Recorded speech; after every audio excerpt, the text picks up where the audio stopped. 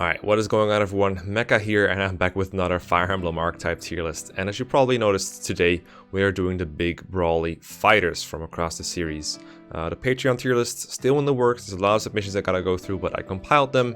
I just need to record the tier list ASAP. But first I thought I'd get everyone an archetype tier list. So of course, you got to start with the Archanea ones. So we got Barst and Cord and Board, and they are pretty hard to tell apart in like the originals from FE3 and FE1, and then of course the new mystery versions. They are down here, and then the Shadow Dragon ones, which are up here.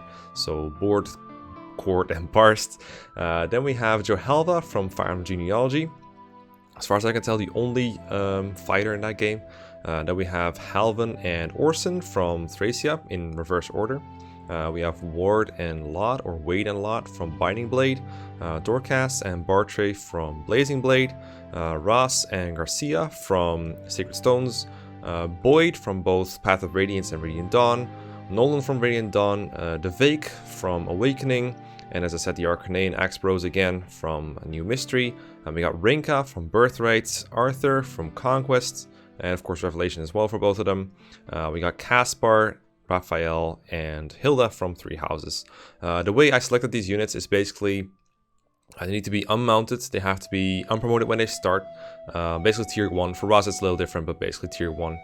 And generally they join kind of early. That's sort of a criteria. And not like pirates or brigands and that kind of stuff. So Gonzalez and Geese, for example, were out for a moment. Just the fighters. There's usually like a duo or maybe a trio of them early in the game, so it's pretty easy to tell which they should be. But of course, some Fire Emblems just make a whole mess of archetypes. But that's kind of the point of this video, to have roughly this amount of fighters. And you know, I like Gonzalez as much as the next guy, but he's gonna have to be featured in another video. For Three Houses, it's generally like if they are an axe using class in their canonical appearance, usually somewhere during the time skip portion of the game, then I class them into this. I was going to leave out Raphael because he's more of a gauntlet guy than an actual axe guy, but I didn't have that many characters, so I figured I could fit him in. No last promise this time. But yeah, axe users have traditionally been, you know, a little weird. A lot of them are not very good. Partially because, you know, no mount kind of hurts in a tier list setting where movement is important. In the old games, axe users just kind of get shafted. I guess there was always a rumor that Kaga just doesn't like axe units for a lot of reasons I'm about to name when we get to these boys. As the series went on, they got better and better. But the big problem, for example, the GBA Fire Emblem fighters and a lot of these other ones as well is generally just speed. Axes are very powerful, but you know they thought it would be too good if they doubled, I guess. So they rarely gave them enough speed to double. And as you will see, the ones that did get enough speed actually turn out pretty good, because when you have a combination of high HP, high strength, and high speed, that's usually a pretty good recipe for Fire Emblem. Being able to use hand axes in games that are very enemy phase heavy, of course, helps as well. And from there, it's just a matter of do your stats hold up against the enemy. And in some games, that's the case, and in some games, it's, you know, not that much the case. But their position in Weapon Triangle has like traditionally been fairly okay, I guess, because the most common enemy type in most games is Lances. But of course, and that's not the case in every game, and not every game even has a weapon triangle. So there's still a lot of nuance there. Let's get into that nuance, alright? So the first one we have to tier is Barst from FE3 Book 1, and I guess FE1. The biggest issue for these guys in the FE1 and FE3 games is they just don't promote. They just don't get a promotion for some reason. I don't know why. There's plenty of classes that do get promotions in those games. Not every class can do it, but a lot of them can. And for some reason they were left out. It's unfortunate. Like Sida can promote and the Cavaliers can promote, but they're like, nah, we just don't promote. We're just gonna stay the way we are. Another big thing that I should note is that in FE3 Book 2, these guys just don't exist. They only exist in Book 1 and in FE1, so there's no Book 2 version of the story, which is why I felt comfortable separating the FE12 versions like this, so we can have a bit of variety instead of talking about this trio for like 3 games in a row. So I have played FE3 Book 1 for a bit. I don't think I finished it, but I remember using Barst. I was actually pretty happy with his stats. Sure, he gets weighed down by axes a lot, but his stats generally are pretty okay. Just not very strong, but he's usable. And despite the lack of promotion, he holds up just fine. FE3 in general is just a pretty easy game with the enemies that don't really scale very highly, so it doesn't really mean much that he's good at combat, but he's alright. I think this is one of those games where hand axes is playing way you down to the point where you cannot double attack with him ever, so there's no like good one to range outside of maybe magic units or some like specific weapons I can't recall at the moment, so that's not really something that he can boast, but generally axes are fine. There's no weapon triangle, so there's no use in like having him for the sake of diversity. It's just a matter of, do you like his stats enough to use him, and you know, do you mind giving him some axes to work with? And there's nothing wrong with that. So I would say Barst is like either a high C tier, maybe a low B tier. He's not great. The lack of promotion, lack of amount is still a big issue. But I think overall he's always the best of the fighters, with the exception of like New Mystery, I think. And even there, he could probably be argued to be the best one. But yeah, he's pretty alright. He's pretty alright. These guys, I'm gonna be honest here. It's always kind of hard which one to tell. It's like Board and which is Cord. I'm pretty sure this is Cord, and this is Board. I remember this one like FE1 Let's Play, where they actually have like identical portraits, and this guy that made that Let's Play, I forgot what his name was, but it's like a really funny one that I quoted all the time during Max's Shadow Dragon Let's Play, where he we referenced it a lot, and one of the lines that frequently came out was like, well, not frequently, but like, that I remember very well, is that Marth asks one of the brothers, or one of the Axe guys, like, hey, are you brothers? And they're like, no, what gave you that idea? And they just have the, like, the identical portraits next to each other. It's super funny to me. But yeah, Cord and Board, I mean, they're like Barst, but without the parts that make them good. I remember their stats being significantly worse, but honestly, I've never really used them. I think they joined too early to put them in E tier, but I think a D tier for them is appropriate. They're definitely worse than Barst by quite a mile. I could see Barst moving up a little, or moving them down even further, or putting some guys in between them, because they're not that close together, but that's why there's a tier gap.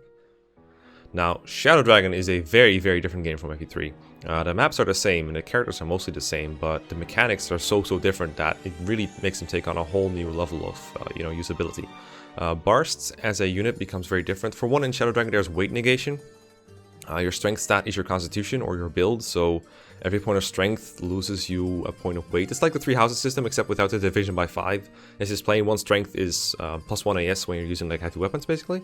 So that makes Barst pretty good because his strength is high, and he has some of the best base stats in the game, like the best absolute raw base stats in the game. There is pre-promotes in that game that join later on that have worse bases than Barst. Particularly, I find his HP is really outstanding among other units, but his other stats, especially his strength, his raw power, is great too. Like on Hard 5, the enemy stats are so inflated. The early game pirates, I remember them having like somewhere between 30 and 40 HP, and you need like 3 units to kill them. But Barst at base with his steel axe just plain 2-shots them, and he's one of the few people who can survive a round against many of the early game bosses that other people have trouble with. He's really, really good. And then using axes in general in Shadow Dragon, it's like a super nice weapon type to have because there are so many lances, and now weapon triangle actually matters. Not only does having weapon triangle advantage over them give you a hit and a might bonus, but it also negates their weapon triangle bonus, so lances become less accurate and less powerful when used against them. For example, pretty much every enemy in Shadow Dragon has a rank lances, and that gives them plus, I want to say 7 hit, plus 10 hit, a hit bonus, and then plus 2 might. But against Barst, who has weapon triangle, they don't get that bonus as long as Barst has A rank and axe, which is going to take a while, to be fair. Actually, no, he definitely negates it. He just doesn't gain. Yeah, okay. He does negate that bonus, I'm pretty sure. So they get -2 might against him, is basically the point I'm saying here. And that's really good. In general, he's just one of the more durable and one of the more stronger characters. He's not super great at boss killing, but he does have fairly early access to the hammer because he joined with D axes. And you do get a hammer from Board. He comes with one in his inventory. He's the only one who can use it. But Barst is not that far removed from being able to use that hammer. You can use that at one-shot knights without taking a counter, which is a pretty cool niche. Only he and like Wing Spear Sita and then maybe some magic users can really do that, and knights can be kind of annoying to deal with.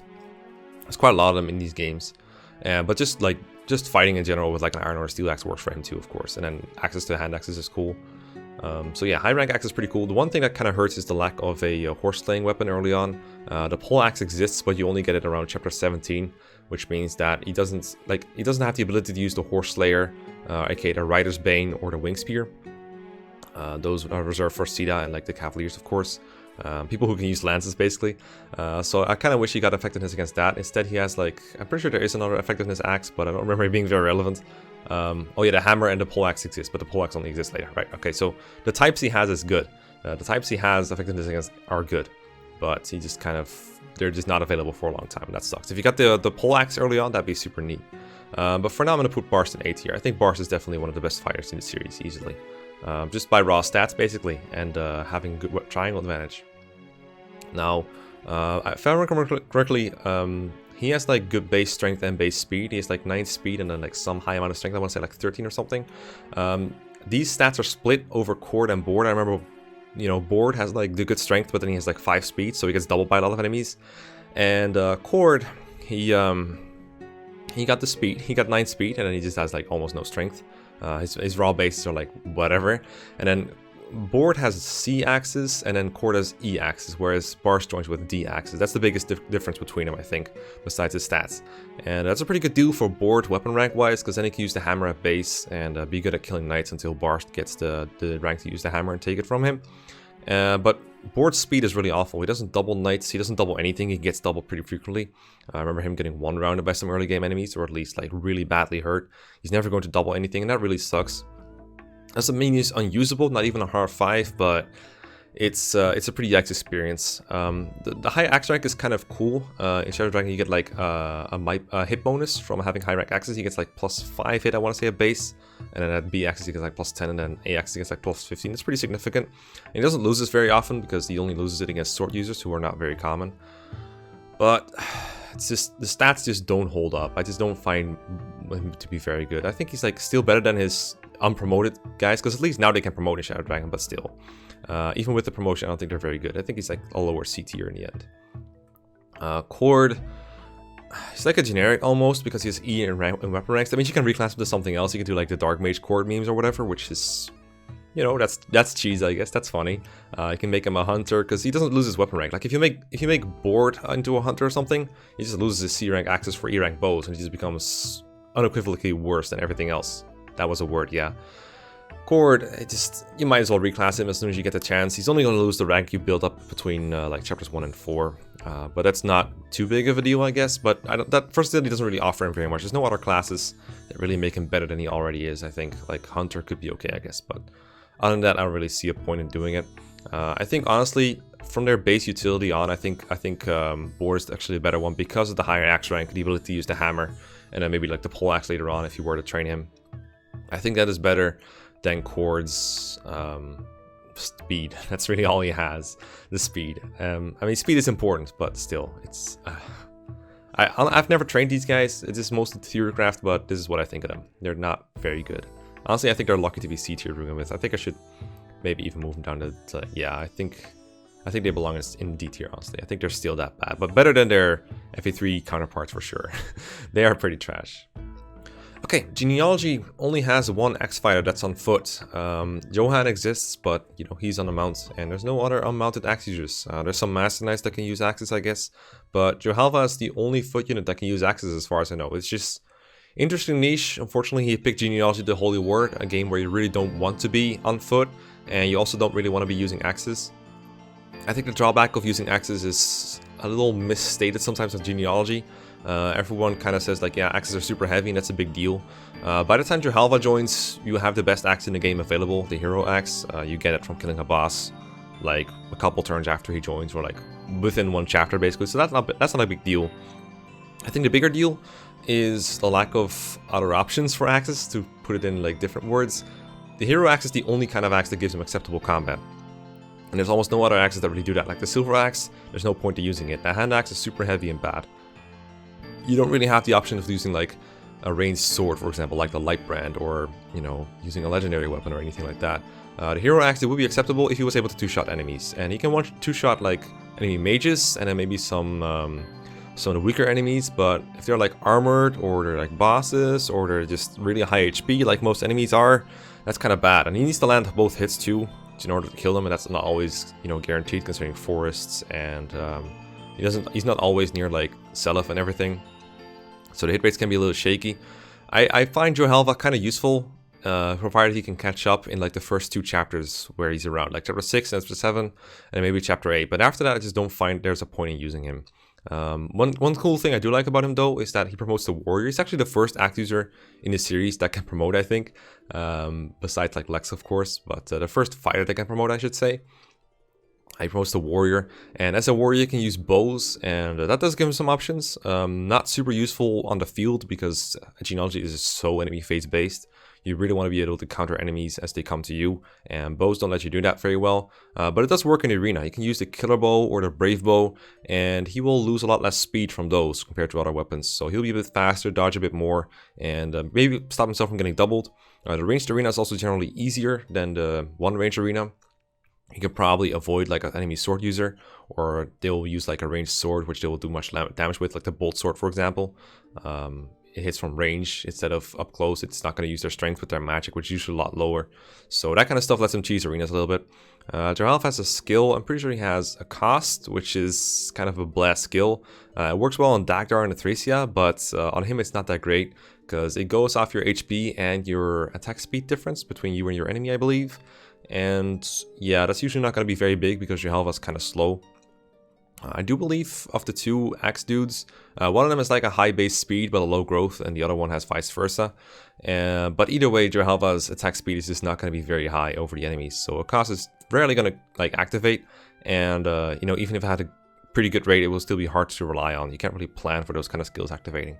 So yeah, unmounted dude doesn't have any good options to fight besides the hero axe, and even the hero axe doesn't cut it very often. Pretty goddamn bad, unfortunately. I'm gonna say he's like a little better than these guys, because I think he has some uses in his early utility, but for the most part I don't really see it with this guy. I don't think he's very good. So as you can see, so far the big problem with the axe users up until this point has been, you know, their speed and their ability to kill stuff, their lack of versatility. They tend to just have a lot of HP and a lot of strength and not much else to go for. And, you know, it's pretty apparent looking at these guys. Kaga just didn't like axe users. But then he made Thracia, and then he introduced Orson and Halvan. And boy, those guys are very different. They do promote to different classes. They promote to hero instead of warrior, which I guess might have been the different reason for why they're so built so differently. Orson especially is just, I think what Don called him is the best, is like a combat prodigy. For some reason, Orson was given every tool in the book to make himself good. So first of all, he has the infamous Voog axe, formerly known as the Puji. One to range, but a very light axe that gives you critical hit rate. So that's like a really good personal weapon that just murders everything if it crits.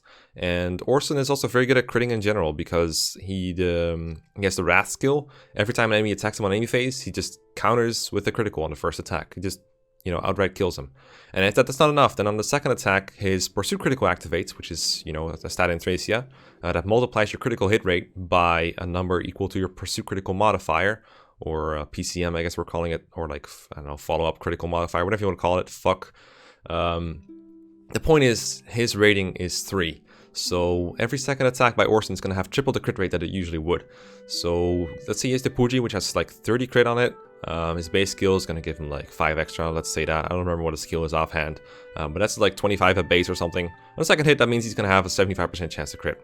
And that's after his Wrath attack on enemy phase, so he's going to double crit a lot of things. And Thracia crits are very powerful. In these games, if you crit, you don't do double damage or triple damage. The way it works instead is it multiplies your attack by 2, and then it subtracts enemy defense. So it's much better for hitting high defense enemies, because their defense only gets counted once, but your attack gets counted twice. So it actually can break through even bosses with plus 10 defense on their gates and stuff. It's very, very powerful. The Puji is great. It has 60 uses. You can get another one in the B route, or you can repair it with the hammer. So it's a really good enemy phase weapon. Now, Thracia is not the super most combat heavy game. If Orson was an FE7 with these tools, he would absolutely break the game. And Thracia only sort of breaks the game, but only to an extent that like most units do, because combat in Thracia is pretty easy to make good overall. And it's also not the most important aspect, but Orson is one of the reasons that Thracia is so easy to beat with the right combat units. He's one of the most powerful tools you get in Thracia. So I still think that Orson is powerful enough to be up here in S tier. I still think he is the best fighter in this series, probably. Maybe it will be proven wrong if I forgot about one of these other guys, but generally I think Orson is super, super, super powerful and useful, and there's no reason not to use him. There are chapters where you don't need to field Orson to have the most optimal team. There are chapters where he's not very helpful, but if there's combat to be done, one of the first units you should almost always deploy is Orson. He's super reliable, and he can be made even more reliable. He gets the support from Avel, which is useful in the first couple chapters. He gets a support from Tanya, which is useful throughout the game if you're willing to field Tanya for it, which I usually am not. In fact, I think he has a mutual support with Tanya, so you can support her too, which is kind of nice. Works well with his critical modifier. So a lot of ways to make Orson better, but generally his base kit is all he needs. He doesn't need the support to be good. I just wanted to have mentioned it. I wish he had the support with Halvan, because Halvin could use the help. Halvin used to be very highly rated, I think partially because people saw Orson was like super good. They were like, you know, Halvin's a little worse than Orson, but that doesn't mean you can't use both, which is a fair thought. But I think Halvin lacks a lot of things that make Orson good. For one, he doesn't have the personal weapon that Orson does. He can't use the Puji, and he has no equivalent. He gets the Brave Axe in his joining chapter, but that chapter can be used. That axe can be used by anyone. It's only D rank axes, which you know, funnily enough, Orson doesn't have, but pretty much every other axe user can have or get D rank axes pretty easily, and even Orson can use it at some point. So Halvin gets it, but I'm not going to credit him for getting an axe from a village, even though it's his home. That axe can be used by anyone and doesn't make Halvin good. It is pretty good on Halvin, not gonna lie. Instead of Wrath, Halvin is the equivalent Vantage, and that lets him attack first on enemy phase. Even if he's at full HP, no proc rate or anything, he just has Vantage. He just always attacks first, whether it's player or enemy phase. And that's a pretty good skill if you kill your opponents. If you don't kill your opponents, it's kind of whatever. It doesn't really matter who attacks first. If he does kill, like with the Brave Axe, then it's pretty cool. It gives him some good durability as long as he 2 kills with the Brave Axe. But I generally don't find Vantage very useful in this game. Now, granted, I haven't used Halvin full-time very much, but I just find him a little mediocre. He does have a follow-up critical modifier of 4, which is better than Orson's, but he doesn't have any axes early on that can, like, get him a full crit setup where he can just reliably crit enemies. He's mostly going to be stuck with, like, an Iron Axe or a Hand Axe, and those, you don't have extra crits, so he's going to have, like, 20 crit maybe? Depends on the skill. His skill growth is good, but it's not going to reach 25 ever because Thracia caps at 20. So even if he gets like max skill, he's only going to have 80 crit, and that's not going to happen for most of the game. So I think for most of the game, he's going to have like 40, maybe 50% crit with an Iron Axe. That's like good, but when it's only on your second attack, it's not reliable. The Battle Axe is an axe that has crit on it, which, you know, I would like to see that happen. I think that's interesting because you do get a couple of Battle Axes fairly easily. You get one from Dalsin, and you can get a couple more from like houses or capturing. And it's kind of a bad axe, but I think Halvin can pull it off.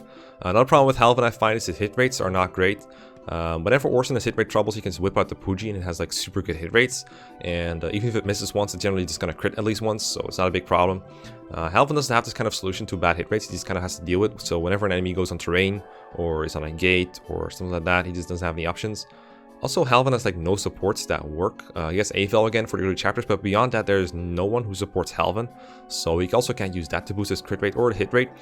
These are a lot of important factors that I think make him significantly worse than Orson. And I don't think it's fair to tier him highly just because, you know, Orson is a good unit. Like, we can't just make him good by association, even though he associates with Orson. I don't think he's very good.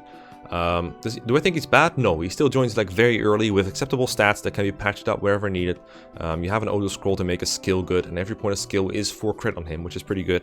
You do get a killer axe, and he can one round with the Brave Axe if you want him to, which is a weapon that a lot of people would like, but you don't have to use every character that wants the Brave Axe. Orson generally doesn't need it. Dakdar makes really good use of it, but he doesn't always need it. Dalshin can use it, but Dalshin is not a good unit anyway, so you probably aren't using him and Alvin on the same team. Same goes for other units like Marty that rely on it, so you have the tools to make him good, but there's more of an opportunity cost, and at base he's just like less wonderful than Orson is, for example, less wonderful than Dakdar is.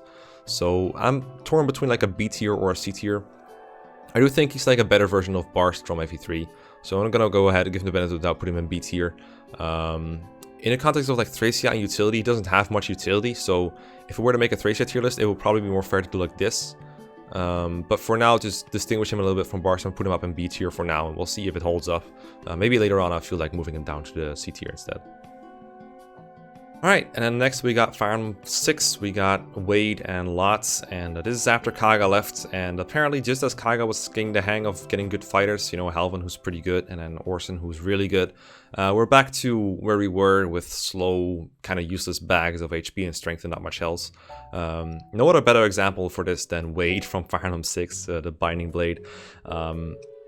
He really doesn't have much else going for him, and in FE6 that's a big problem. For one, the low speed gets him doubled by quite a few enemies. He can double enemy soldiers in the early game, and after the soldiers are kind of gone, though, there's not much else he can double, really. Maybe armor knights sometimes, but generally, Wade is just not fast enough to double anything. And he will get doubled by enemy mercenaries, myrmidons, nomads, that kind of stuff, even as early as like Chapter 4. Chapter 4 nomads can double him. Not much you can do about it. The other big problem for FE6 characters is, of course, accuracy, and, you know, most characters have it bad. You know, someone like Alan with an Iron Lance is already having very shaky hit rates. Wade, he just doesn't hit shit. You cannot rely on this guy hitting anything, and that's a big problem, because when you're trying to finish off an enemy, and you have a chance of missing, What that basically means is if Wade misses, not only is he in the way, but he's also taking a counterattack you're not expecting, and the enemy still needs to be get rid of. And Wade is also like huge, he's got a lot of cons, so he's not even that easy to rescue out with just about everyone. So it's just a huge loss, and a lack of reliability is really what makes Wade so bad. The same problems go for Lot, except Lot's stats are less lopsided. They were more balanced. He's got like his growth almost evenly spread out in like the 30 to 40% range. That's not a very good thing because it means he's not really good at anything, but at least he doesn't get doubled as much because his speed is more average rather than bad. The flip side, of course, is that his strength also stands out less, so it doesn't do as much damage either. But generally, I would say Lot is the better one, but just because you're balanced doesn't necessarily mean you're good. The FE Wiki used to say that was a good thing about like Roy and Lot, people who just don't really stand out in anything. Lot does have a 40% strength growth that people often thought was like a good thing, but his base defense actually isn't that good, so getting like an extra point of defense every 5 or every 10 levels compared to other characters, depending on who you compare him to, doesn't really make him tanky.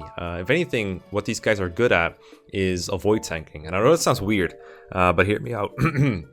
If you want these guys to be good, your best bet is actually to support them with each other, and then support them with Deke. And then they get full avoid from support, so a total of 25 if you get the parodies to A, and then you support them with a B support with Deke for B. And then they actually get a lot of attack and a lot of avoid, and I think a little bit of hit, because Wade has a fire affinity, so he gives him some hit bonuses. And when they're near each other, they're pretty good. The drawback, of course, is that means you're using 3 Hero Crest users, and there's only 2 available in the somewhat early game, so you're going to have to buy some, and one of them is going to promote late, and that kind of sucks. And that's assuming you're not even promoting Rutger, so almost no matter how you slice it, it's bad. But you could also use one of them and then support them with Deke, and that can sort of work out, I guess. It is much faster for Deke than supporting with like Rutger or Chlorine, so it's definitely worthwhile if you're using one of those to do that. That's the best way to make them good. So where does that rank them? Well, I think Lot is basically like a C tier unit. I would say he's worse than Barst, but it's been a long time since I played FE3, so I might be wrong here. But I think he's more salvageable than these guys in the D tier, but definitely not a great unit. And Wade, I think he's a bit worse, but not by a whole tier. People used to think that Wade was like much more terrible than Lot, but the way I see it, the ways that make Lot really good, like the supports I just mentioned, are the same ways that make Wade like decently acceptable. And I say really good, but I really just mean like usable for both of these. They're both trainable. There are a fair few characters I would rank between Lot and Wade, but generally I don't think they're a tier apart. So I'm going to rank them like this. I think they're fairly similar overall. But yeah, the bad accuracy really sucks. What also sucks is Warriors on promotion in FE7 and FE6, they just get E-bows. What the hell do you need E-rank bows for, my guy? That fucking sucks. Then we have FE7, where thankfully enemies don't double you as often, so the stat thresholds you need to hit are less high.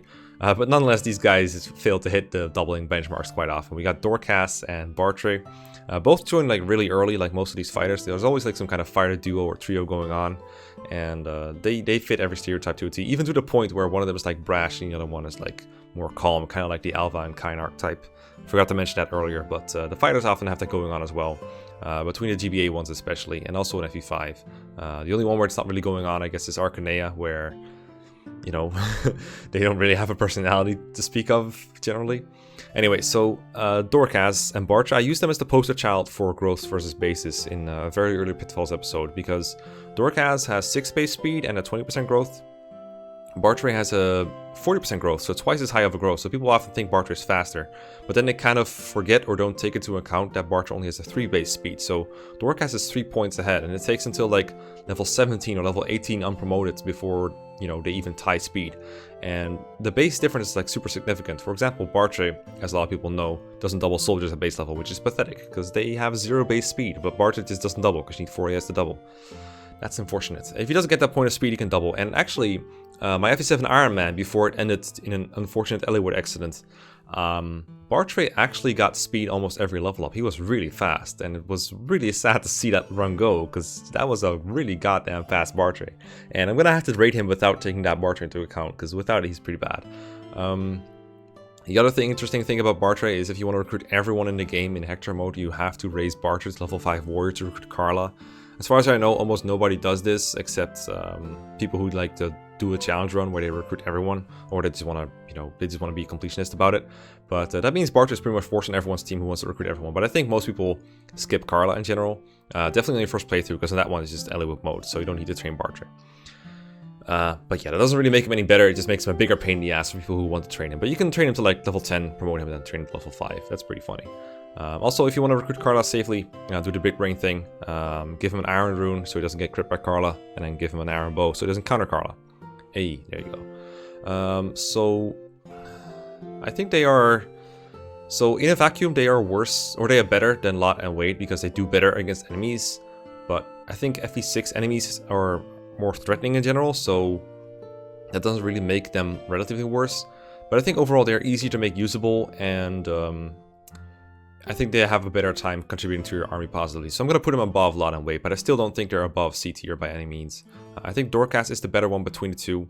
It's got more utility at base. I think I might even put Bartray below Lot. I think Lot has better prospects overall than Bartray, even though both are kind of slow. But I think if anyone is getting out of that hole, that area, and I think it's a lot, but it's not much of a huge difference. It's not a huge difference. Trust me, all these are pretty average. Like, they're still on C tier. Like, it's like slightly below average. I guess they're still usable, but not as good as Halvan, for sure. And not as good as FE3 Bars either. Then we have the Sacred Stones. We have Ross and Garcia. Now, Ross, as you guys know, he starts as a trainee. He doesn't start as a fighter, but nonetheless, I thought it was fair to put him in here. And Garcia is a traditional fighter. Garcia is like basically like Dorcas, but an FE8 with a bit of a stat increase. I think it even has the same base speed. But in FE8, doubling thresholds are roughly around what you need in FE7. But I think Garcia is better off for a couple of reasons. For one, FE8 just has less good units. Like, units in FE8 are better overall. But I noticed, especially when like drafting this game or making tier lists, that FE8 tier lists are more lopsided. You got like Seth and Franz and Vanessa, those are like really good. And then beyond that, there's not many great units in the early game. The other units are like Gilliam and Joshua, and they're all kind of mediocre in some way. Garcia is like pretty handy a base to have. He's pretty good, especially in Chapter 4, where he just doubles and one-rounds all his monsters. Chapter 3, where he can just like hand axe through the walls and be pretty sturdy. There's less competition for good early units, I would say, for Garcia than there is for like Dorcas. So I think that's a significant difference. As the game goes on, you do recruit like other really strong units like Saleh and Garrick and Dussel, so it's less he's less useful at that point. But I feel like his early game utility a lot. So I would say Garcia is like a fair bit better than them, probably better than Barst as well. So I'll start by putting him here. Ross, if you want my elaborate thoughts on Ross, I made a waifu video on him a long time ago. That was the first video that I expedited editing for, I think. Was made by, shit, I forgot your name, I'm sorry. But he did a really, really good job. I think his name was David. Yeah, I think it was David who made the video, and it was really, really cool looking. I didn't make it, he edited it, so I can say that. But yeah, it was a really fun video to make. I basically explained that Ross has some cool utility. I explained a lot of things that people don't explain enough, I think, about why trainees aren't as good as a lot of people think. Because even though Ross gets a lot of extra level ups compared to Garcia, his bases are so much worse that even the promotion bonuses he gets from going from trainee to fighter and or to pirate, whatever you make him, even the extra promotion bonus he gets and even the extra levels, they don't make him as good as Garcia. If anything, their stats are like tied for most of the game. Garcia's like a huge lead early on. Ross kind of catches up because he gains XP at a faster rate, but then at the end game, when they're at like an equal level, their stats are like not that far apart, honestly. And Ross's speed edge isn't even that big compared to Garcia. And FE8 has a lot of options to negate bad speed for axe users. You get the Garm to just one-shot monsters and get a +5 speed bonus to double. You get a Brave Axe that you can use to double a lot, although that one comes pretty late. It's mostly those, and then the Hatchet for accuracy, I guess, but it doesn't really solve their speed issue.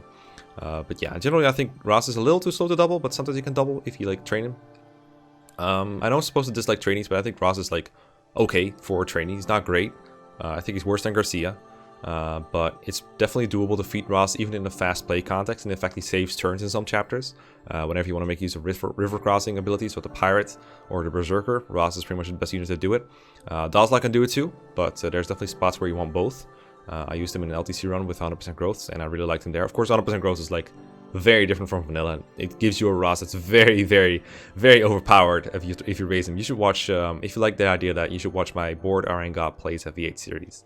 I use Ross for basically all game long there. Super strong Berserker. But yeah, in vanilla I think Ross is like usable. The walking across rivers and having high grit with the Berserker is like super nice. Getting +2 speed on him is important through promotion, so definitely make him a Berserker or a hero. Don't use Warrior. And watch my Ross waifu if you haven't seen it already. It's pretty elaborate on everything. Generally, I think Ross is like a usable thing. Of course, training him kind of sucks. He starts with 4 move and terrible bases, but it's so early and it is fairly easy to train him even in a low turn context. And in casual play, it's almost trivial. It's not like Amelia or Ewan. He's a lot more usable than they are.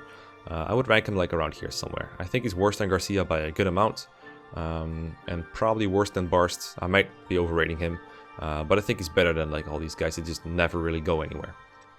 I think he has a lot more utility, but again, not really above the mediocre line we got here, but that might change as we get to Path of Radiance, Boyd. This guy's pretty good. I rated him recently on the big tier lists, and I think I put him up in B or A tier. I think a lot of people commented that he was up too high, which, you know, fair enough, but I think he's a step above these guys. I think I'm going to put him in B tier for now, above Halvan. I think Boyd in FE9 is just a really good combat unit for the mid to late game, and even most of early game. Like, early game you don't really have any alternatives, you kind of have to use Boyd, and it doesn't feel bad or anything. I mean, he 2-shots most enemies, he starts doubling if you give him a speed wing, or just gets enough strength and speed. The cool thing is, just like a Shadow Dragon, strength is constitution, so at first he gets weighed down by axes, and as he gains strength, he also gains speed basically. So he'll be able to double soon enough, depending on like how lucky you get with strength and speed. And once he gets doubling, he doesn't really stop, and his strength is, I think, the best in the game. If I remember correctly, there might be like a little goose that has more, but I think his strength is the best in the game, and of course he's using axes, which is the best weapon type. FE9, like most games, is one of those games where lances are the most common enemy type. There's more diversity compared to like FE7 and FE8. That's one of the things that makes Garcia and Dorcas like usable. There's a lot of enemy lance users, but there's still enough for Boyd to just feast on, use hand axes to kill and stuff. You can use forged hand axes late in the game to kill stuff. Also very relevant for Radiant Dawn Boyd, of course. But yeah, this is a pretty good unit. I mean, he's not a mounted unit, but other than that, he's pretty decent. I would say the mounted units are like a tier above him overall, like Kieran and Oscar and Titania and Marcia and Jill. But if you have to pick a foot unit from Path of Radiance to use, you use like Boyd, I think, and that's I mean, I wouldn't say that's it, but I think he's pretty much the best one. I can't really think of a better one, other than maybe, I don't even know. I can't really think of a better foot unit than him. he's just really good. Yeah, no real issues with him otherwise. He gets some supports. I don't think he has access to an early Earth support at all. He doesn't support Oscar or anything, which kind of sucks, even though it's his brother, but I guess that's why they don't have a support conversation. He's already told everyone everything. So the Fire Affinity is like nice. I think he gets the support with Titania. It doesn't really help his durability very much, which is the one thing he kind of needs help with. I wish Titania was Earth, but I mean, don't we all wish every character was Earth? But still, Fire is pretty nice. Kind of gets rid of his hit issues for most of the game. I mean, late game they're kind of gone anyway. All I'm saying is Boyd has support options. They're just not as good as like Ike's or Oscar's or Kieran's. Now in Radiant Dawn, Boyd is similarly built, but the context of the game is so different that it makes Boyd different as well. So in Radiant Dawn, I think he has a bigger speed deficit to work around. He joins in part 3 with enemy speed that's like roughly around his speed, which means he's basically 2 speed wings away from doubling, or like a Master Crown and a speed wing, or some bonus experience. And I said in the big tier list when I rated him, because he came up last time as well, that I thought Radiant Dawn Boyd was still like pretty good. I still put him up in like B tier, and I think I might have put Boyd in A tier, I don't remember. But I think I might have overrated him a little bit. I do remember making him work in Radiant Dawn playthrough not too long ago. I think it was on hard mode. I think I made him double fairly easily, but it might have been through Speed Wings or bonus XP. But Don brought up a good point in the comment section that, you know, the Speed Wings are in fairly high demand in part 3. You get 2 fairly early in Radiant Dawn that those units have access to. You get 1 in part 2 and 1 in part 3, I do believe. Either that or you transfer 1 from the Dawn Brigade. But either way, you have 2 generally. But Titania and Har both kind of need 1 to get doubling, and they are much more important than Boyd to get doubling, especially Har. Titania you could do without doubling, I guess, but you still want her to double at some point. And then Ike is also like not super likely to double everything. He can still do it generally. Depends on your transfers as well. If you have like transfers Ike or even transfers Boyd, then the numbers just change a little bit. Because if you cap Boyd's speed in Path of Radiance, which I think he generally does, maybe with a little bit of speed banding or rigging or something, then he's like much closer to doubling. But if you don't, then he's like pretty far from doubling. If he doesn't double, he's not one-rounding.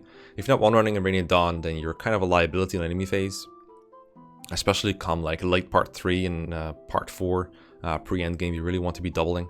If you can get Boyd to double, again, he's just golden. He can 2-hit KO generals in the late game, which is something not a lot of the characters do. Like Laguz Royals can do it, and there might be some other characters, but generally it's like you need a hammer on a somewhat strong character to be able to do it. You need like horror with a hammer to kill those generals, and Boyd, I think he can do it sometimes with like forged hand axes, which is insane, but it is a possibility. I like supporting him with Oscar sometimes, but Oscar's not always super long-term viable in Radiant Dawn because his class is so much worse in that game. Mounts are much worse in that game, so you could also support him with Ike. That way he gets an earth support and Ike gets a fire support, which is pretty good for him. Gotta get some more hits, gonna get some more strength. So that support pair works fairly well. I also like supporting Ike with Mia though, so that's a bit of competition there. But Mia could find someone else in theory, I guess. I just think Ike Mia is a very effective combo. I don't know about Boyd Ike, I've never tried it. But you know, Earth and Fire, it's like a good combo for both of them, I think.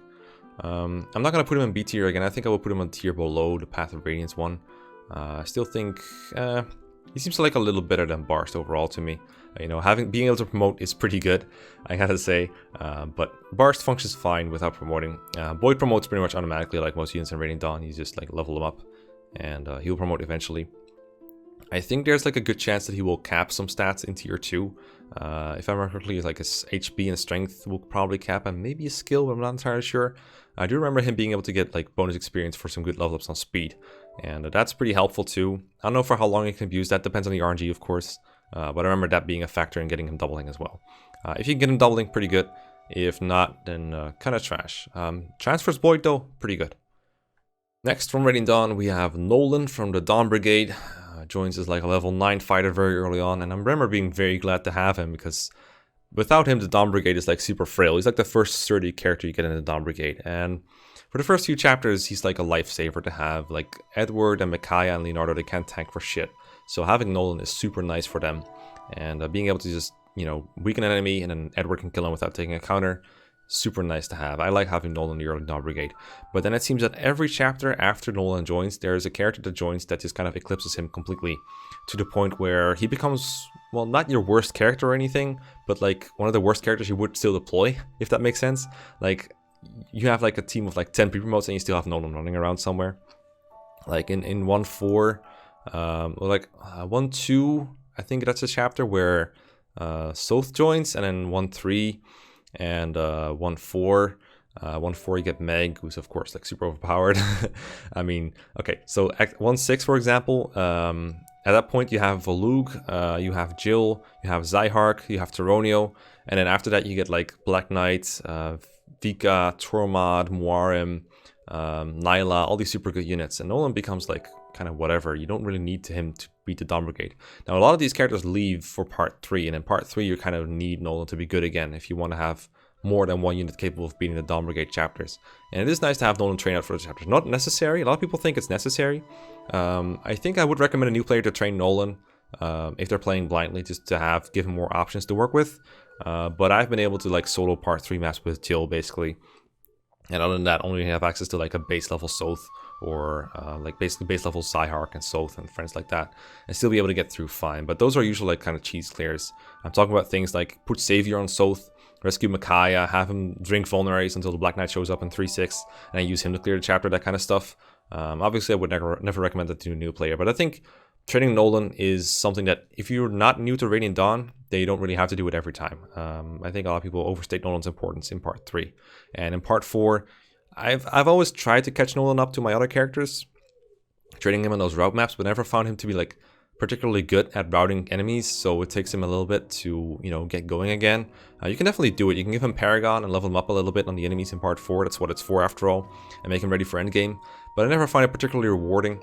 It is nice to have, I think that's, I forgot what tier 3 warriors are called in that game. The name is like on the tip of my tongue, but basically promoted warrior. They're pretty good for endgame. I mean, they can kill generals in 4E1, which is the most important part. And they can double auras with Nazir's help with the white pool, but that's kind of the extent of their usefulness. I generally don't find units like, I don't find endgame performance to be super relevant for units, but I thought I'd elaborate on Nolan a little bit. I think he's alright for endgame. I think he's alright, but not super relevant. He has an innate Nihil skill, but I usually take that off him. Just to save myself a text box when it's hacking. It's really not useful until part 4 endgame, and it kind of just sits there doing nothing for most of it. So I usually take it off of him at some point. I like taking it off of him also because that means I can proc skills against him when he's an enemy. That also helps. I think Nolan is decent. Definitely one of the better fighters in the series overall. I might have sounded like a little lukewarm on him. I think he's alright. I just don't think he's like spectacular and like not as necessary as he would. But I definitely understand why people like him. He's definitely useful for the Dawn Brigade early on. And as the game goes on, he's always stays relevant. He's never... He doesn't last long as your best unit, but he's still pretty good. I would say he's more important than Boyd overall. But I don't think they're as far apart as some people think they are. Although this is FE9 Boyd, but you get the point, right? I don't think these two are like that different, but I do think Nolan is better overall. And I think he's more new player friendly than, you know, trying to use Edward or Leonardo in Radiant on hard mode. Normal mode, he grows a lot faster, is a lot more forgiving, and Nolan definitely grows faster than that too. Just talking about this makes me want to play Radiant Dawn, man. Radiant Dawn is such a fun game. I haven't played it in a long time. I need to get onto that. Okay, I don't know why Vake is next on my list. He's FE13. We need FE12 characters first. I don't know. He was out of order. I'm sorry. Back to the Archanea fighter trio, but this time they're in New Mystery. And they were really shoehorned in. They were not in the original FE3 book 2. So they basically just planted 3 villages in 3 different chapters in the early game to get these characters from. I think Cord is from a village in chapter 2, and Marth kind of has to like walk away from the gate to get him, which is super stupid. But not as stupid as Bord's village, which is in chapter 3, that long walk around. If it wasn't for Bord's village, you could just like walk Marth to the village near your starting point, get the door key or the bridge key, open the bridge and get to the cease point pretty quickly. And but now he has to walk all the way around the thing to get Bored, and that's stupid. And then you got Barst, who is in he's not in the village, but he's like in the forest in chapter 6, and you talk to him with Ogmar or Marth to recruit him. Yay, and you get the fighter bros back, and they are not that spectacular. In Shadow Dragon, I think all these had some potential through the use of effective weaponry, and just having Weapon Triangle over like 70% of the enemies was like helpful by itself. And then something I forgot to mention earlier about them, about Barst in particular, is they can promote to Warrior, sure. We can also just freely reclass the hero, get a good speed boost, and not really lose much of anything else, and that get him like good doubling speed basically.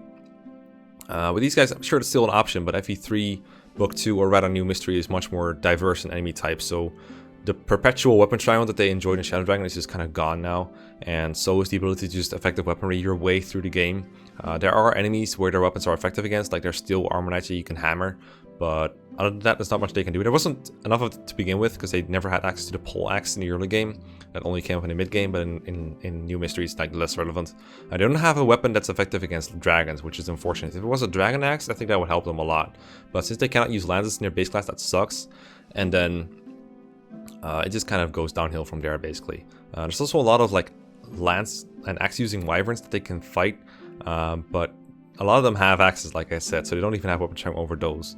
So a lot of the most common enemy threats are just not easy for them to kill, which sucks. So they have the same weapon ranks as in Shadow Dragons, so that means Board has C, Barst has D, and Cord again is stuck with E rank axes. And I think they have roughly the same base stats too. They don't scale well to Lunatic as far as I can tell. I think they're like... I think Barst is again the most usable one in Lunatic, but even he's not particularly spectacular.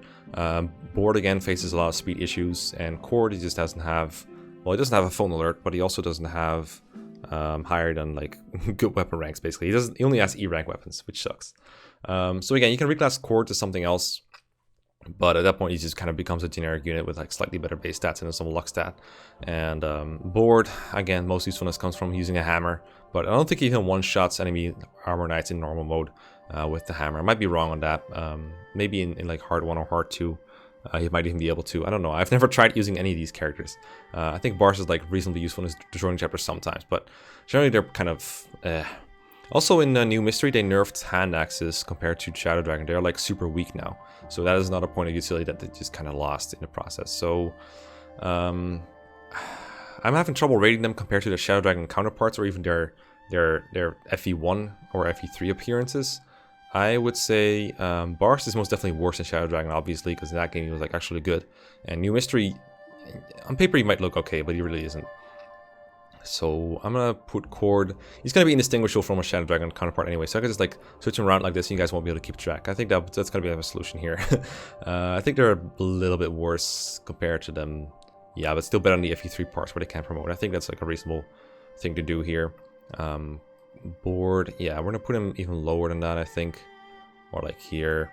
And then Barst is like better than them, but not by much. I think that's reasonable. I think honestly, I think Bars might be better than Johelva. Johelva really isn't very good, but yeah, Bars is like usable but not great. I could see him go up to C tier, like the bottom of C tier. I think I like that better. It depends on like the difficulty, of course. If you're playing like New Mystery on Lunatic, I think he looks a lot worse. But if you're playing like normal or hard, I think he's just like mediocre. Actually, thinking about it like that, I put him like a bit higher, but he's still not great. I think better than Dorcas is fair, but other than that, I would not put him any higher than that. He doesn't have the free utility that Dorcas has in the FE7 hard mode early game, which, you know, shucks. But other than that, I think he's decent. Then we have the Vake from Awakening. And Awakening, like I said before, is the game I have the least recent experience with. I do plan to buy the game again at some point because I borrowed it when I first played it. I don't remember if I used Fake or not on my first playthrough. I remember him being alright. The funniest, most memorable thing about Vake is, of course, that he forgets to bring his axe when he first comes into battle.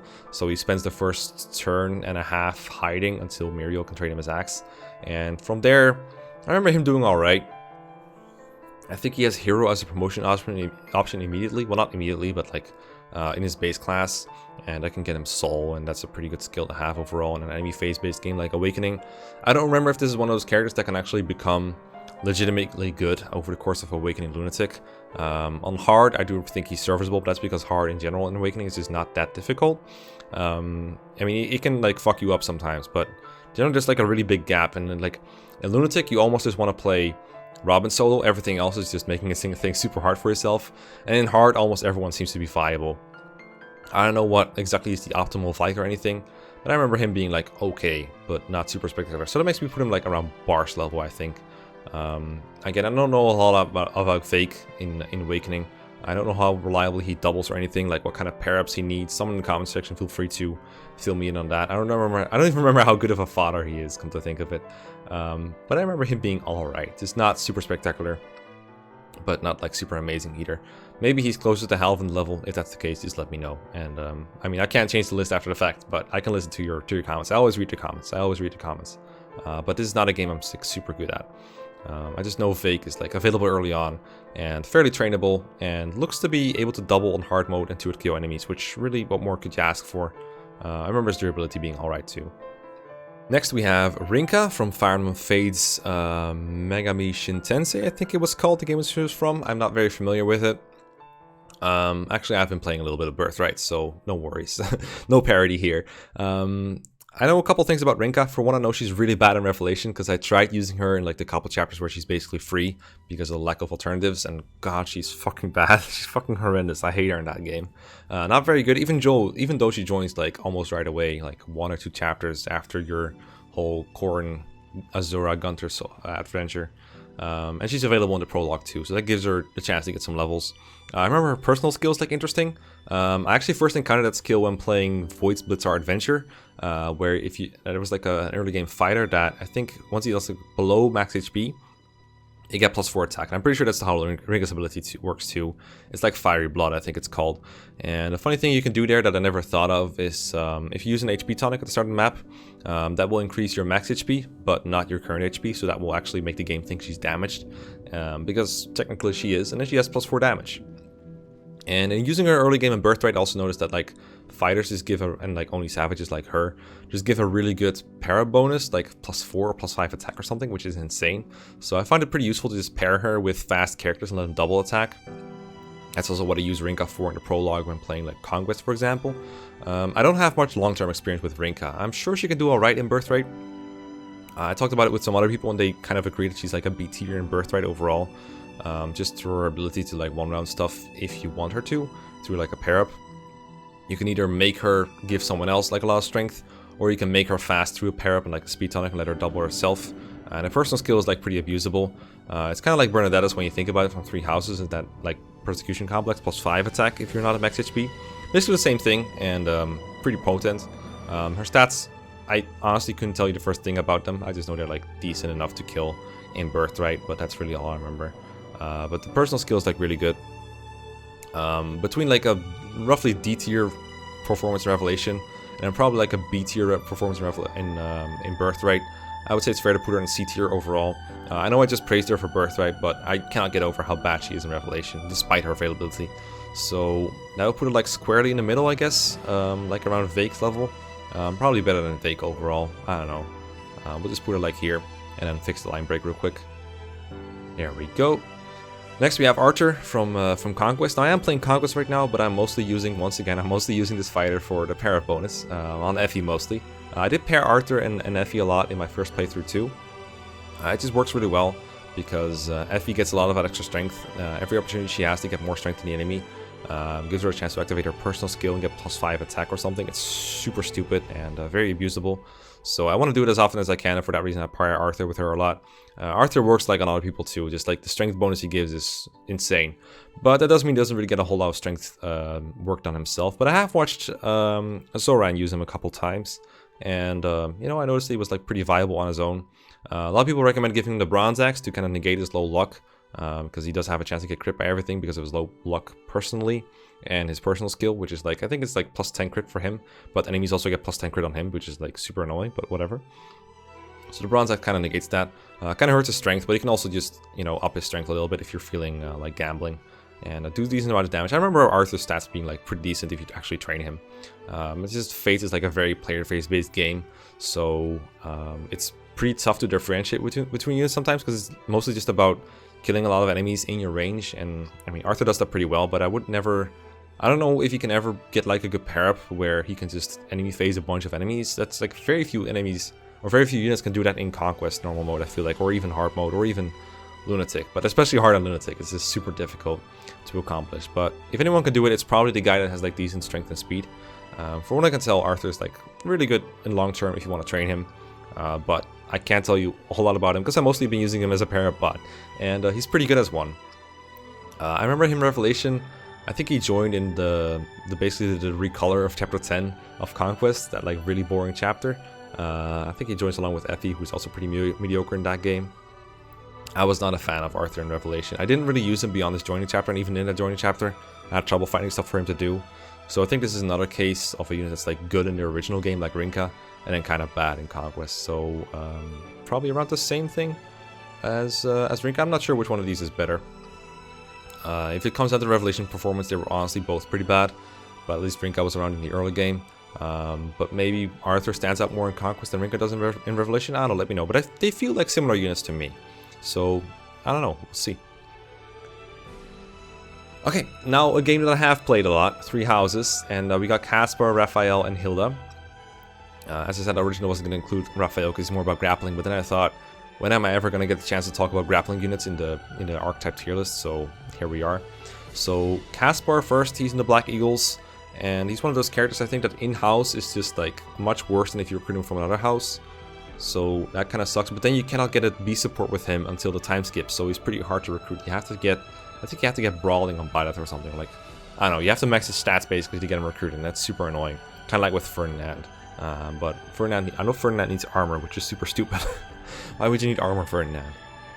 Anyway, out-of-house Caspar is better than in-house Caspar. In-house Caspar, you have to deal with his bad bases. Now Caspar, I will say this right off the bat, if you train Caspar and you actually get like post-time skip, you get him to War Master and stuff, he's fine. Like even for Manding, if you get him to War Master, and then either you can keep him a War Master, or you can keep the Quick Riposte skill, but go into, I think Grappler is the class that's pretty good, and then use that 1-2 punch combat art to kill stuff. That's pretty good. That works pretty well for almost any character, and even Caspar can make it work, despite the fact that his bases are kind of lackluster. That works. It's just a lot of characters can get good post time skip through the right build, getting the right skills, getting hit +20, getting death blow, all that stuff. As long as you get all that stuff done, almost any character is good. So unless you're like faculty, in which case you're probably recruited too late for that kind of stuff, then you're probably golden. So that doesn't really mean very much. But the early game Caspar is like especially annoying to use because he just doesn't really have the durability to survive a lot of attacks. He doesn't really have the strength or the speed to be outstanding. This goes for a lot of units in Manding. A lot of units have trouble surviving. Even Raphael and Hilda aren't like super bulky or anything. But Caspar definitely looks a bit worse compared to them and compared to the average units. So I think Caspar's a bit of trouble in that regard. So I do think Caspar is one of the worst students, but in Three Houses units aren't really that different to the point where I would rate him like really low. I still think he belongs around the like C, maybe D tier. I've never used out-of-house combat, out-of-house Casper. One thing that's worth noting, of course, is that he does have an axe boon, so it's not that complicated to get him to fly. I do believe he has a bow bane though, which makes it a little harder to get him to archer and get hit plus 20 on him in a timely fashion. That kind of sucks. But on the other hand, the axe boon makes it easier to get brigand for death blow. So in a way, the tutoring probably works out evenly between getting brigand and getting archer. In fact, he probably spends time in brigand anyway to get death blow, because it's like just his best class to be as he's training up. So actually, it's probably easier for him overall to get hit plus 20 and death blow on the same character. He's not a female, so he can't get darting blow from a Pegasus, but he doesn't really need it. I guess he's like a good candidate to experience gem for a bit, get to War Master ASAP, because that's one of the few master classes that has such a good skill associated with it that you would want to rush it. So I kind of like the idea of getting him to level 30 as soon as you can, and just get working on a quick riposte with the knowledge gem. Maybe use some auxiliary battles if you're into that, because quick riposte is like a really good skill, like stopping yourself from getting doubled and then doubling in return regardless of your speed, as long as you're above 50%. That's pretty cash. So long term, I like Casper. It's just the early game is rough. It's really rough. So that puts him back in C tier for me. But maybe I would say he's worse than the Fate's Awakening guys, but still better than Dorcas, I think, because of his long-term potential. Alright, and then we got Raphael. I think personality-wise, or like Boon and Bane-wise, they're very similar, Casper and Raphael. It's been a long time since I used Raphael long-term. What I like about Raphael is just you're able to tutor him in authority early on, and you can get rally strength in like chapter 2 if you want to, which can be very helpful. Not as helpful as it sounds sometimes. Like, I was pretty surprised at how not super broken it was, but it was still nice to have an ability to get +4 strength without having to expose Raphael to a lot of attacks. If you have someone like, if you're in player phase, then usually attacking someone with Raphael is better than giving someone else +4 strength. Usually he's going to do more than 4 damage, so that if you want to close damage gaps, then rally strength isn't that useful. But let's say you're putting Byleth or Claude out there to take a bunch of hits, or Leone, and they're taking on like multiple enemies, you're probably best off rally strength them with Raphael, and then they will enemy phase for 4 more damage against every enemy. That can make a huge difference, so that's pretty nice. Raphael kind of lacks good combat arts overall as a grappler, brawler, war master, anything, but the class alone can kind of get things done, so it's not all that bad. And you know, again, if you can become a war master, you can become almost good instantly, or you can become almost always. You can always become pretty good. Speaking is hard. So quick riposte is like a really nice skill. It's male only, so that's one thing they have over Hilda. And also, of course, you can become a wyvern. It sucks that Casper and Raphael don't have access to Pegasus Knight like Hilda does, though. So they cannot get Darting Blow, and they also cannot get flying experience. They kind of have to get it through either private tutoring with Byleth. That sounds kind of lewd, but you know what I mean. Or just playing, what's the other one? The group tasks, basically, where you just make 2 people get extra flying XP every week. That kind of works. Raphael, I think, has a flying boon, though. So I think probably because the Pegasus Knights just can't like carry him around with the wyverns. He's just like too heavy for the mounts, or he's just bad at it. He's like clumsy. I don't know. Either way, he's not very good at it, but he can still get there. Wyvern Raphael is a potential solution to getting a quick clear in chapter 13, which is a super annoying chapter to clear normally in Maddening. So that can be worth pursuing if you want. You would have to get like I think like a Killer Knuckles crit or something to kill, or like a Killer Axe crit of some kind, like Smash. Something like that I think he has to do to get a quick kill, but it's doable. Probably useful if you're not doing Dancer Marianne, which is like the easy solution. Generally you just kind of kill that guy with the boss, you kill him with Claude, and then you warp in, you use Marianne to dance for Lysithea, I think. No, what you do is you warp in Marianne, the dancer, to dance for Claude, and he can attack twice. There we go. I had to think of my the golden deer cleared real quick. I got like a whole video about that stuff. You've probably seen it if you've been watching my channel for a while. It's basically how to beat Hunting by Daybreak without having to actually train all your students.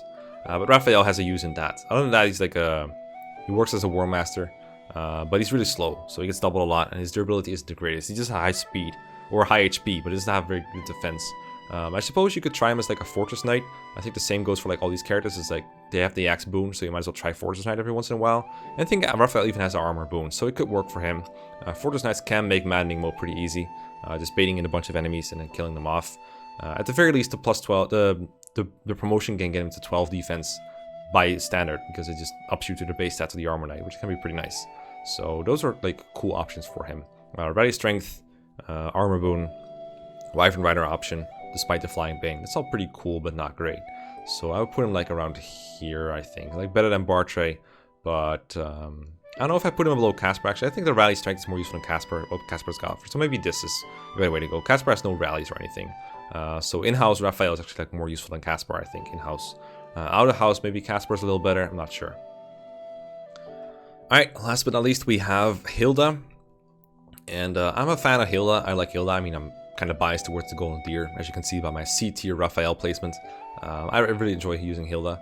I do think she's the best personal skill out of these guys. Raphael's personal is kind of garbo. It's just like random chance to heal HP and like a little bit of HP. That's super bad. And Casper's is like, it's sort of like Heartseeker, which is kind of nice. I like Hilda's skill in the personal in the early game a lot. The ability to just boost the mill's damage output by 3, I believe, if they're adjacent, is just super nice. And she doesn't even have to use it herself. It's like having a mini Gareth from Radiant Dawn, but in the early game, and many units can make use of it. Making Hilda, like, I remember my first playthrough already, like, had Hilda shoot a bunch of people with bows, just so other people could, like, go next to her and follow up with the kill. It's super nice and very satisfying to use in Maddening, where the damage really makes a difference. Other than that, though, her strength is, like, her own strength is super good. As, like, the same goes for all these fighters, but it's funny to note for Hilda, because, you know, she always talks about being fragile and stuff. So, I really like that about Hilda. I think she's better than Raphael and Casper. Partially because she has a bit more speed to her, so she doesn't get doubled as easily. And she has access to the Pegasus Knight class, which means access to flying experience, access to darting blow, and just having more mobility in general than these guys. They're not really footlocked or anything, but it's not like they can just go Cavalier or something, and they cannot go Pegasus Knight. They have to wait until tier 3 to get Wyvern. Meanwhile, Hilda is just flying around on a Pegasus Knight in the early mid-game, and gaining XP that way. Hilda's also good with lances, so that makes it easier to get her into Pegasus, and gives her access to Tempest Lance, which can be kind of nice. And I think Night Leader could be nice for her as well. I haven't really used Night Leader very much in my current Golden Deer Maddening playthrough, but it can be pretty useful sometimes. So I would say Hilda's like a solid tier above these guys. It kind of sucks that you cannot recruit her in Crimson Flower for a long time. You kind of have to rush to get her in Chapter 12. You can build supports with like Mule Eating, and I think there's like one more activity she can do, like Choir Practice. But other than that, you can't really build supports with her. You can't give her gifts or anything in Crimson Flower, and then of course you can only recruit her if you go church route. So that's kind of like a very small window to recruit her.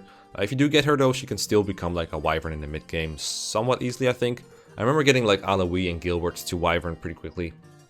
I'm assuming it's not going to be that too much harder to get Hilda to a Wyvern as well. She doesn't have like a Flying Bane or anything. One thing that kind of sucks about Hilda, that I think hurts Casper a little bit as well, is the Authority Bane. Makes it harder to get into high level authority and give him good battalions. Having good battalions is super nice in Maddening, and just a better stat boost in general. You can't give him like the Geralt Mercenaries, for example, because it's like an E rank one with a good gambit and a pretty good stat boosts, but you only have one of those, and you have multiple units who would like to make use of that. Besides these, you have like Felix, for example, who would really appreciate that as well. So you kind of have to think about your team and like which units are you going to give those good low-level battalions to, and who you can train to higher levels of authority. Obviously, your lords have more authority and more charm to work with. Hilda does have good charm though. It's like one of those weird units that has like high charm but low authority. So she's still going to hit a gambit if you use it, as long as her charm has been trained up a lot. At base, everyone pretty much has trash gambit accuracy, but Hilda has some of the better charm. So in the end, if you're going to hit a gambit with someone that's like your lord or Byleth, it's probably going to be Hilda. So I would rate Hilda like a B tier overall. I think she's better than Halvin, and yeah, probably better than these as well. I like Hilda quite a bit more than these guys. The options like Pegasus Knight and everything is just super nice. But you might disagree. So if you disagree with any of these other placements or Hilda herself, feel free to post in the comments and I will correct it. I was thinking this was going to be a bit of a shorter one, but apparently I'm still like over an hour long because somehow I just cannot stop talking. But even though these are like some of the most straightforward units you got, I still find a lot of shit to talk about. Feel free to correct me if I said anything wrong, especially when it comes to these three, because I don't really know much about Fates Awakening right now. I am working on playing / replaying them a bit to get more familiarity, but this is the extent of my knowledge. As you can see, fighters overall, not the greatest units, but very few of them are actually bad, and I'm surprised none of them ended up in E tier. I guess it helps that most of them are like available throughout basically the entire game, and that makes them, give them a lot of like time to train up, get levels, and if nothing else, someone like Dorcas, just get early game utility, use them when you have little else, and that way they can still rack up a couple of grinding points. But generally they're not the best long-term units, but some of them are. I especially like Orson and Barst and F11 as long-term units, Hilda as well. Some of these are like really good, but generally they're just kind of okay. But you know, they're a fun type of units to use. I love using doing a lot of damage in one hit. That is always super fun. Anyway, that's all I got. I will see you guys next time. I'll be working on the Patreon tier list next, so see you around. Peace and goodbye.